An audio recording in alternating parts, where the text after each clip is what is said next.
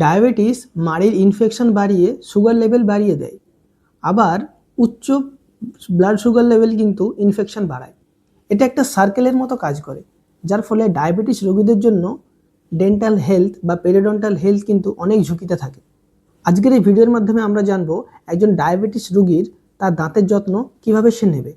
সর্বপ্রথম আপনি আপনার HbA1c লেভেল চেক করুন, সেটা যেন অবশ্যই 7-এর নিচে থাকে। যদি আপনার HbA1c লেভেল 7-এর বেশি থাকে তাহলে কিন্তু আপনার দাঁতের সমস্যার ঝুঁকি প্রায় 3 গুণ পর্যন্ত বেড়ে যায়। মেডিসিনসের কারণে তাদের মুখটা অনেক সময় ড্রাই থাকে। ড্রাই মাউথ মানে মুখে লালা কম, আর লালা হচ্ছে যে আমাদের ন্যাচারাল প্রোটেক্টিভ শিল্ড।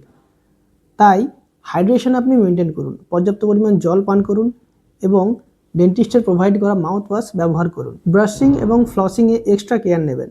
অবশ্যই দিনে 2বার ব্রাশ এবং প্রত্যেকবার ব্রাশের পরে একবার ফ্লস করবেন।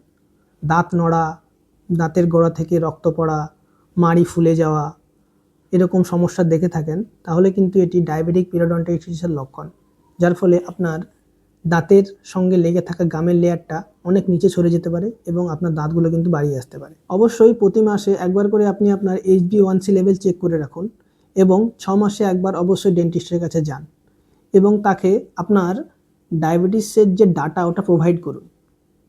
তার ফলে উনি অ্যানালাইজ করতে পারবেন আপনার ডেন্টাল হেলথ কেমন রয়েছে এবং সেই অনুযায়ী তিনি আপনাকে গাইড করতে পারবেন। এই ভিডিওটি অবশ্যই প্রতিটি ডায়াবেটিক রোগীদের সঙ্গে আপনি শেয়ার করুন এবং আপনার কোনো প্রশ্ন থাকলে অবশ্যই কমেন্টে জানান, আমি তার অবশ্যই রেসপন্স করব। ডেন্টাল হেলথ এবং ওরাল হেলথ সম্বন্ধে বিভিন্ন সচেতনতামূলক ভিডিও পাওয়ার জন্য অবশ্যই আমাদেরকে সাবস্ক্রাইব করুন এবং আমাদের সঙ্গে এগিয়ে চলুন। ধন্যবাদ।